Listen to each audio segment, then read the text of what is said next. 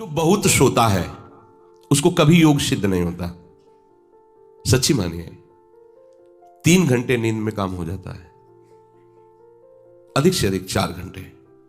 यह सोना हमारे लिए बहुत हानिकारक है और यह सोना हमारे लिए लाभदायक भी है। दोनों बात समझना। जिसका स्वभाव बन जाता है कि जहां बैठे वहीं सो गए, जहां बैठे, ऐसा हमने देखा है, बैठे 2-4 मिनट जहां एक घंटा बजने लगे, ये क्या है, ये दलिद्र है क्यों? अरे तुम साधक हो, ये दलिद्रता क्यों? क्या यही उपासना में तुमने सिद्धि प्राप्त की है? जहां बैठ जाओ वहां तुम लड़खड़ा गए, लार बहने लगी, सोने लगे, घोटा बजने लगे, ये दलिद्रता है, ये तमोगुणी है। ऐसा नहीं। एक बार नींद को समय दिया है, 3 घंटे 4 घंटे, आ जाए तो आ जाने, उसको निमंत्रण नहीं देना, राधा राधा राधा, और जग कर फिर वैसे ही अपनी दिनचर्या, कोई भी फर्क नहीं पड़ना। आप अभ्यास कीजिए, कोई फर्क नहीं पड़ेगा। कई दिन बराबर जगने पर भी आपकी दिनचर्या पे कोई फर्क नहीं पड़ेगा। जो अपना स्वभाव बिगाड़ रहे हैं वो अपना नाश कर रहे हैं। अधिक पड़े हैं, सो रहे हैं, ये ठीक बात नहीं है। बार बार जो अधिक पड़े रह करके सोने का अभ्यास किए हैं वो कहीं भी रहे, उनको बार बार नींद सताएगी। पड़े रहने में जिनको सुखानुभूति हो रही, सोने में जिनको सुखानुभूति हो रही, वो भजन क्या करेंगे? जो ज्यादा नींद लेते हैं उनकी गाढ़ नींद कभी नहीं होती है। मतलब अब सो चुके, थक गए, ऐसा नहीं आएगा।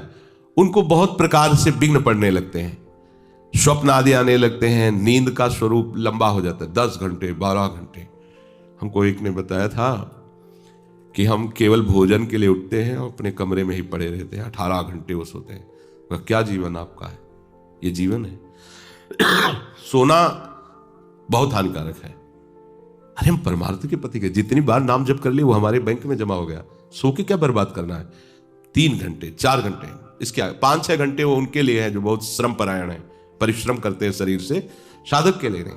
3 घंटे पर्याप्त है। आप अभ्यास करके तो देखिए, 3 घंटे में आपको बिल्कुल 24 घंटे के लिए तृप्ति मिल जाएगी। हाँ बिल्कुल ठीक है, अभ्यास कर लीजिए। दिन में लेटे रहने पर भी 1 मिनट नींद नहीं, अभ्यास कीजिए। अभ्यास अमृत है और अभ्यास ही मृत्यु है। आपने जैसा अभ्यास कर लिया, अमृत का अभ्यास किया तो अमृत है, और मृत्यु का अभ्यास किया तो मृत्यु है। भोगों का अभ्यास करना, सोने का अभ्यास करना, प्रपंच में अधिक रुचि रखना, ये सब मृत्यु है। नामामृत, लीलामृत, रूपामृत, धामामृत, इसका अभ्यास करो, अमृत है ये। शरीर उसका बहुत सोने पर भी आलस्य से भरा रहेगा। आलस्य के कारण वो भजन में जे भी बैठेगा 2-4 मिनट में ही माला छूट जाएगा और नींद आ जाएगी। ऐसा दर्शन होता है। वो बहुत कोशिश करते हैं, बस ऐसे हो जाते हैं। ये कैसे हो गया? तुम्हारा क्या अभ्यास है? ऐसे कैसे कोई हम पे ऐसे कैसे हावी हो सकता है? कोई हमारे ऊपर ऐसा कैसे शासन कर सकता है? चाहे नींद हो या काम हो या क्रोध हो, आप क्या हो? आप समझो, आप भगवान के अंश हो और आप इतना अधीन होते चले जा रहे हैं शरीर के। सत्संग हो रहा है, आप मुंह बगाड़ के सो रहे हैं। कीर्तन हो रहा है, आपको झटके नींद के आ रहे। धिक्कार है आपको जीवन को। आप साधक हो, आप उपासक हो, ये क्या हो रहा है? जहां आपको संपूर्णतया सावधान होकर चैतन्य रहना है, वो आप सो रहे हो।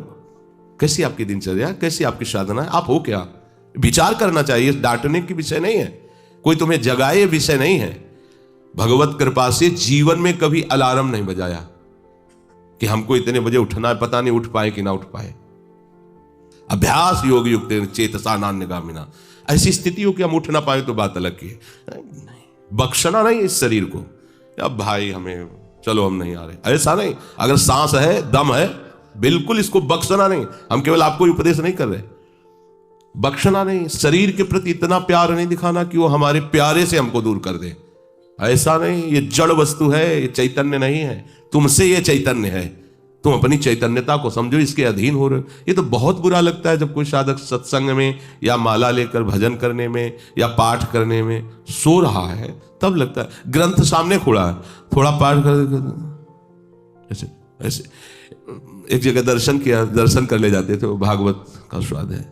वो श्री जी के सामने भागवत पढ़ते पढ़ते नाक और माथा पूरी भागवत में रख दिया और 2500 लोग आ जा रहे हैं ऐसे। तो उनको जैसे कहते हैं, पंडित जी श्री हरिवंश, हाँ श्री हरिवंश। अब ये हो क्या रहा है, क्या हो रहा है? अगर आपके अंदर नींद है तो आप चैन से 1-2 घंटे सो लीजिए और फिर बैठिए, चैतन्य होकर बैठिए। ये अपमान है शास्त्रों का। आप चैतन्य घन प्रभु के वचन पढ़ रहे हैं, आपको नींद आ रही, प्रभु की चर्चा हो रही, आपको नींद आ रही। कभी विषय चर्चा में आपको नींद आई? कभी फिल्म देखने में नींद आई, नौटंकी नाटक देखने में, रिश्ते नातेदारों से बात करने में, रिश्ते नातेदारों, आपका लड़का विदेश में रह रहा हो, उसकी कोई बात बता रहा हो, आपको नींद आएगी? नहीं आएगी। लेकिन अपने परम प्राण स्वरूप आत्म स्वरूप श्री प्रियालाल की चर्चा हो रही, आपको नींद आ रही है, अब हो क्या हो, जरा विचार करके देखिए। तो ये आलस्य के कारण उसके भजन में भारी बाधा हो जाएगी, उसका योग कभी सिद्ध नहीं होगा जो अधिक सोता है। सबसे प्रार्थना है आप अपने लिए नींद का समय निश्चित करें अपने हिसाब से, शरीर का परिश्रम देख करके। अब जैसे जो उपासक रात भर सेवा में लगे रहते हैं, हम उनके लिए कहेंगे कि चाहे दिन हो चाहे रात हो, आप 4-5 घंटे आराम से सोइए। प्रार्थना है कि सोइए, क्योंकि आप जवान साधक हैं, सोएंगे तो आपकी इंद्रियां फिर भजन में लगेंगी। आप अपने को देखिए, यदि आप कोई सेवा बल वाली नहीं करते हैं तो 4 घंटे से ज्यादा आप रहेंगे। अच्छा उपासक 3 घंटे में हो जाता है। अब आप लोग देख लीजिए, अपनी एक दिनचर्या में नींद का समय आप निश्चित कीजिए, और जो निश्चित कीजिए उसे कम से कम 10 वर्ष से तो निभाइए। यहां 2-4 दिन में दिनचर्या बदल जाती है, ऐसे नहीं होना। साधु का ऐसा नहीं होता, कुछ नियम लो तो 10-5 वर्ष से तो चलो, 2-4 दिन में सब फिसल जाते हो, क्या फायदा है। एक नियम लो, हम इतने घंटे सोएंगे, हम छूट देते हैं आपको, आप अपने आप ने नियम लो कि हमारा इतने घंटे में हो जाएगा। उस घंटे को आप लिख लो अपने सामने कि मुझे इतने घंटे केवल सोने के लिए सत्संग में अनुमति है, क्योंकि हमने वहां इतना नियम लिया था। आप ले, बताने की जरूरत नहीं, आपके द्वारा लिया हुआ नियम फिर आपसे कभी नहीं टूटना चाहिए।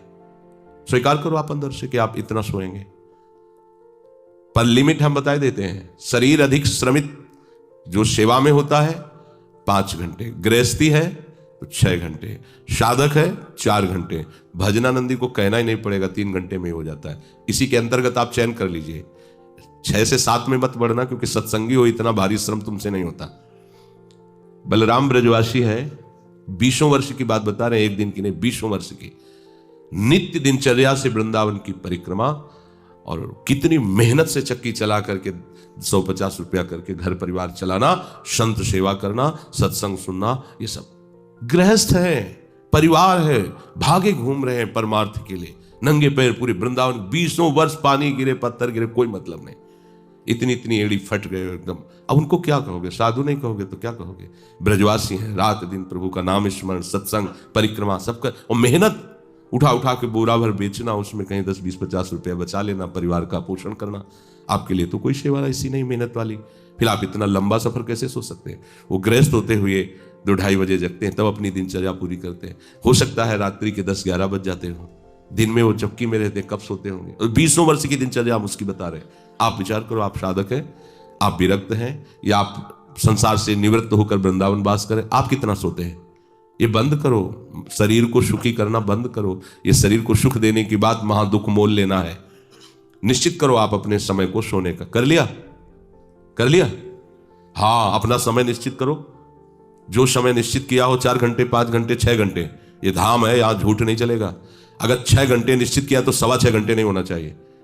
उसी को आप विभाजित कर लीजिए, 4 घंटे रात्रि में सो लीजिए, 2 घंटे दिन में सो लीजिए। आपको अगर 6 घंटे सोना है, 4 घंटे सोना है, 3 घंटे आप रात्रि में, 1 घंटे दिन में विश्राम। अगर आपका रात्रि में हो जाता है तो दिन में विश्राम की जरूरत नहीं, आपको इस पर आना पड़ेगा। आपसे कांच छुड़वा रहे हैं, मणि पकड़ा रहे हैं, आपको घाटे का सौदा। आप क्या कर रहे हो, मणि देकर कांच खरीद रहे हो, और आपका कांच छुड़वा के मणि। इंद्रनील मणि श्याम मनोहर 7 कुंभ तन गोरी, इनके समीप चलना है, इनकी जूठन पाना है, इनके साथ खेलना है। ये सौभाग्य प्राप्त करने के लिए जो असत धारणाएं हैं उनको मिटाना होगा। जागृतो नैव चार्जुन, ये तो अधिक सोने वाले की बात हुई। अब कह रहे हैं अधिक जागने वाले को भी सिद्धि प्राप्त नहीं होती। जो बिल्कुल सोता ही नहीं है, ऐसे होते हैं। पूरी पूरी रात चली गई नाम कीर्तन में, पूरी पूरी रात चर्चा में चली गई, 2-2, 3-3 जन केवल बैठ गए और प्रभु की पूरी रात चली गई। सामने योग वासिष्ठ रखा हुआ है, उसी पे चर्चा हो रहा है, कैसा नशा। तो आप क्या समझो, उसमें नींद आएगी क्या। जो इंद्रियों को खुराक मिलनी चाहिए वो मिल जाती है। बड़े बड़े महापुरुषों को देखो, राय रामानंदाचार्य जी, राय राम गाता है ना महाप्रभु चैतन्य देव, पूरी पूरी रात चर्चा हो रही, पूरी पूरी रात कीर्तन हो रहा है। क्या होता कि सुबह सब ऐसे लुढ़के हैं नींद में, नहीं। यहां उनकी बात हो रही है जिनकी अभी रुचि भजन में नहीं हुई है। उनको समय से सो जाना चाहिए, समय बर्बाद नहीं करना है। जो नींद का समय दिया है उसमें नींद आए या ना आए, हमें सोने के लिए नहीं लेटना है।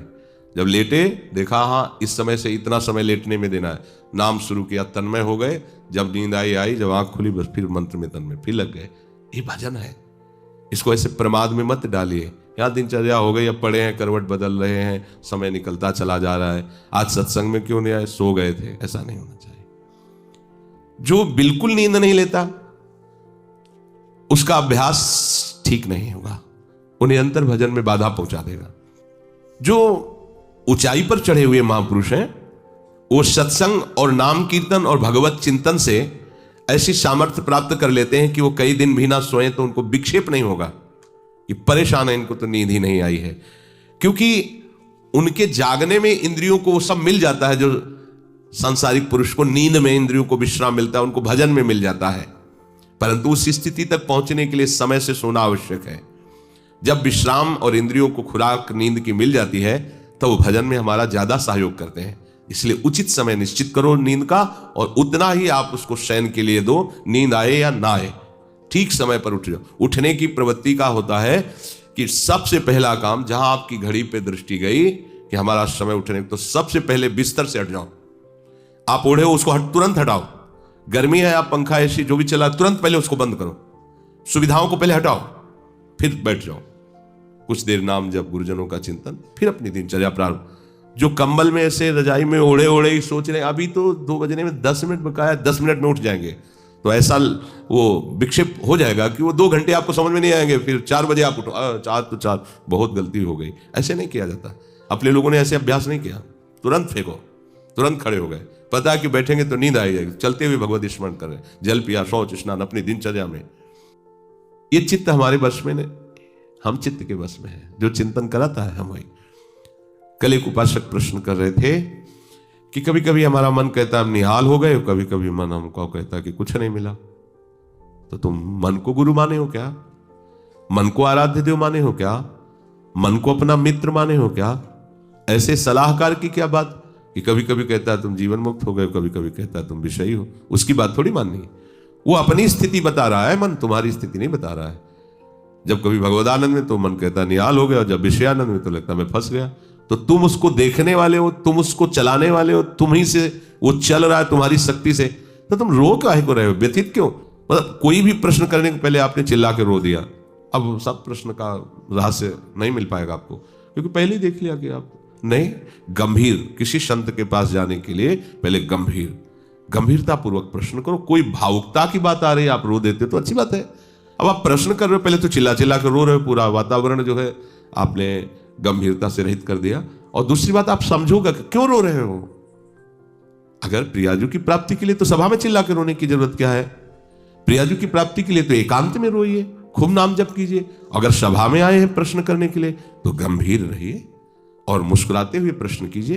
ये रोना धोना नहीं, ये एकांत का विषय, अपने आराध्य देव के विषय में। कभी भाव आ रहा है तो बात अलग की है।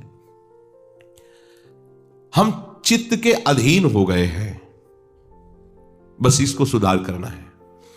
चित्त की 5 अवस्थाएं होती हैं। उसी को मन कहते हैं, उसी को बुद्धि कहते हैं, उसी को हम कहते हैं, समझना।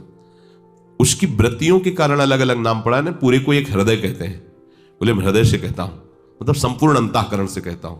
अंतःकरण 4 इसलिए हो गए, उसकी वृत्ति 4 है। एक का काम है निश्चय करना, संकल्प विकल्प करना, चिंतन करना और क्रिया को स्वीकार करना। एक ही हृदय में 4 बातें होती हैं।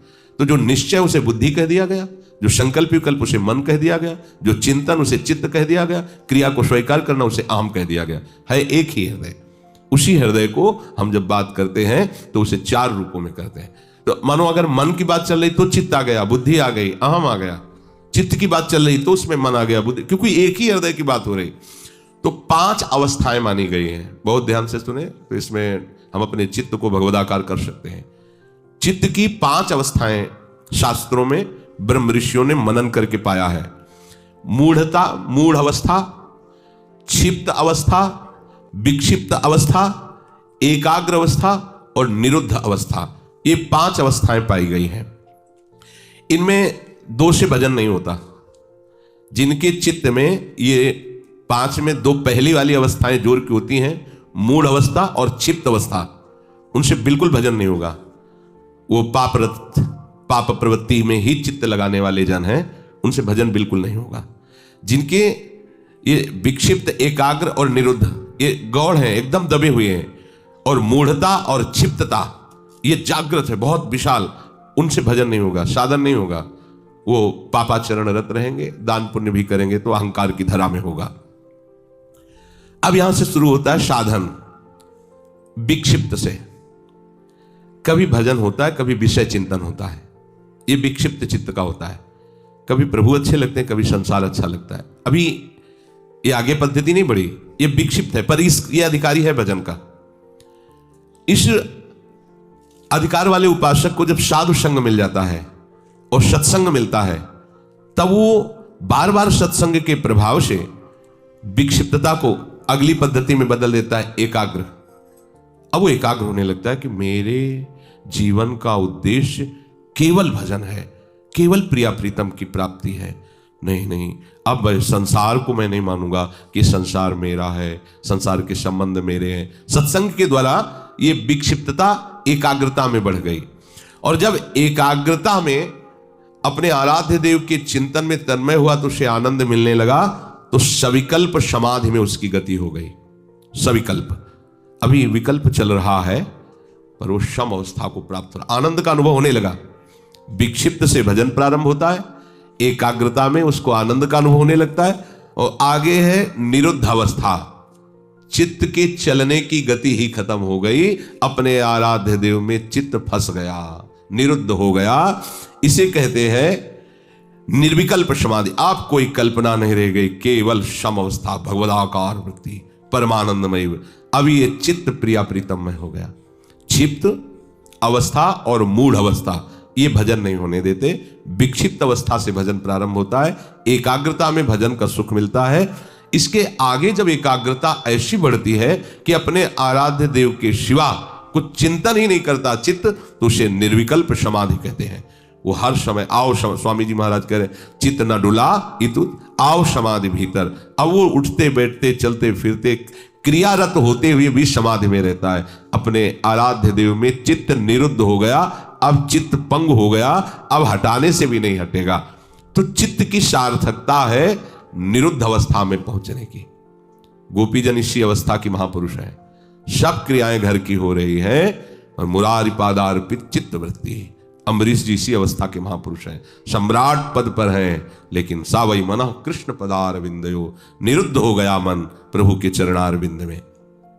यदा विनियतम चित्त मात मन्ने वावतिष्ठते, जिस काल में चित्त आखिरी अवस्था को पहुंच जाता है, निरुद्ध अवस्था। एकाग्रता में भी पहुंचना बहुत बड़ी सिद्धि है, पर अपने लोग जो सब है विक्षिप्त अवस्था में है, कभी संसार का आकर्षण, कभी प्रभु का आकर्षण। लेकिन मूढ़ता और क्षिप्तता में प्रभु का आकर्षण होता ही नहीं है, वो उसी में लगा रहता है प्रपंच में। बस लड़का बच्चा परिवार खाना कमाना, धर्म से धन आवे या अधर्म से आवे, इसका कोई भेद उनके अंदर नहीं। धन आना चाहिए, भोग सामग्री मिलना चाहिए। जो विक्षिप्त अवस्था से भजन प्रारंभ होता है वो संत संग से एकाग्र होता है, और भजन का जहां आनंद मिला वो निरुद्ध हो जाता, फिर छोड़ नहीं सकता। फिर तो चित्त प्रभु के चरणों में, या चित्त चोर ने चित्त को चुरा लिया। ये जो स्थिति है उसे कह रहे हैं विनियतम चित्तम यदा। यदा माने उस समय जिस काल में चित्त निरुद्ध अवस्था को प्राप्त हो जाता है, वो स्थिर हो जाता है अपने स्वरूप में, आराध्य देव में। चित्त भगवदाकार हुआ कि अपना वपु अनुभव में आ जाता है, जो स्वरूप है सहचरी वपु। सहचरी वपु अपने आराध्य देव के समीप ही होती है, इसलिए आराध्य देव अलग से ध्यान में नहीं आते, अपने को वहीं देखता है प्यारे जो के समीप। जब राधिका श्याम प्रसन्न भये, तब नित्य समीप सु खैंच लये, और हरिवंश समीप सदा तिनके, सुख संपत्ति दंपति जो जिनके। तो हम अभ्यास करें, हमारा चित्त विषयों में विक्षिप्त न हो, प्रभु के नाम रूप में एकाग्र हो, और ऐसा एकाग्र हो कि फिर चलायमान ही न हो, अर्थात निरुद्ध हो जाए, तो हमारी स्थिति प्रिया प्रीतम की समीपता का अनुभव करने लगे।